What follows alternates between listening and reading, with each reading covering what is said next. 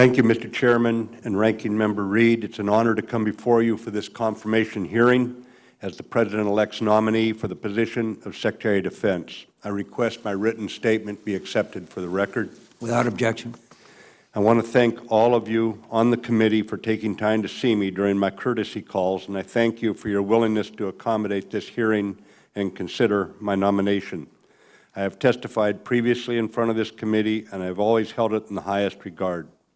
And based on my past year's experience, I do trust this committee and each member of it, and if confirmed, I will demonstrate that trust.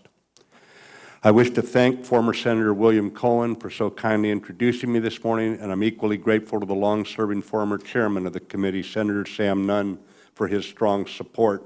It is humbling to be considered for this position, and I thank the President-elect for placing trust and confidence in me. When this unanticipated request came, I was enjoying a full life west of the Rockies. I was not involved in the presidential campaign, and I was certainly not seeking or envisioning a position in any new administration. That said, it would be the highest honor, if I am confirmed, to lead those who volunteer to support and defend the Constitution and to defend our people. All my remarks today recognize that it is only with the advice and consent of the Senate that I can be confirmed.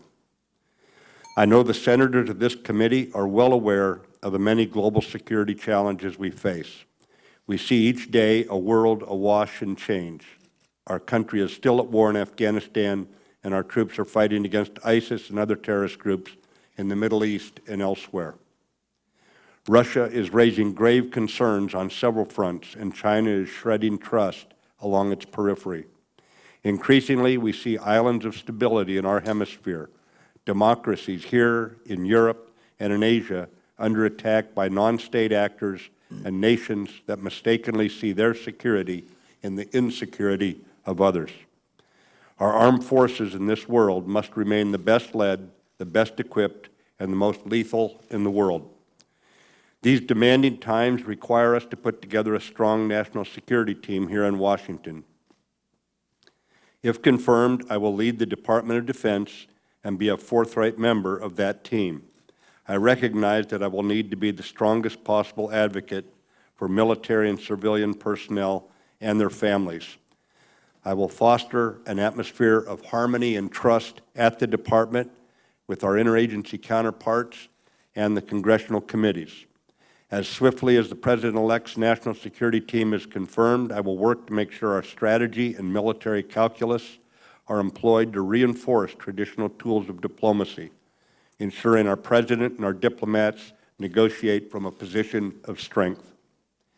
In addition to ensuring collaboration across government and the adoption of an integrated strategy, we must also embrace our international alliances and security partnerships.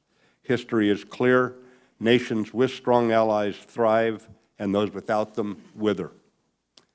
If you confirm me, my watchwords will be solvency and security in providing for the protection of our people and the survival of our freedoms.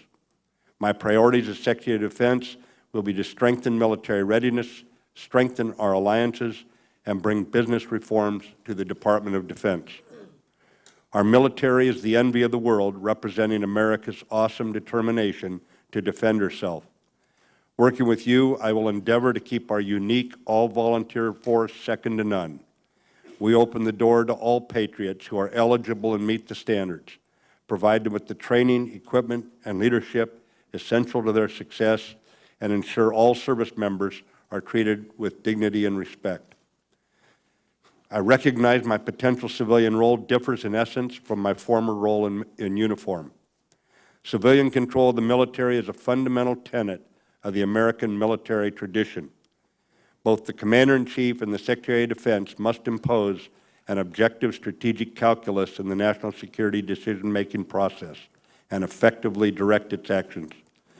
Civilian leaders bear these responsibilities because the esprit de corps of our military, its can-do spirit, and its obedience to civilian leadership reduces the inclination and power of the military to oppose a policy if it is ultimately ordered to implement. If the Senate consents and if the full Congress passes an exception to the 7-year requirement, I will provide strong civilian leadership of military plans and decisions and the Department of Defense. I recognize under the Constitution it is the Congress that raises, sustains, and supports our armed forces through annual authorizations and appropriations. For many years, I have watched you in action and testified before you. I look forward to collaborating closely for the defense of our nation. I am mindful of the extraordinary privilege it is to be nominated for this position. I will hold service members, civilians, and their families foremost in my thoughts and work to give the Department the best chance for victory if you confirm me. Finally, on a personal note, I have worked at the Pentagon twice in my career, but few people may know I'm not the first person in my family to do so.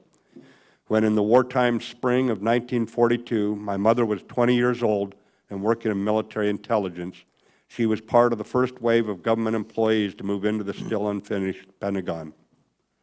She had come to America as an infant and lives today on the banks of the Columbia River in the Pacific Northwest.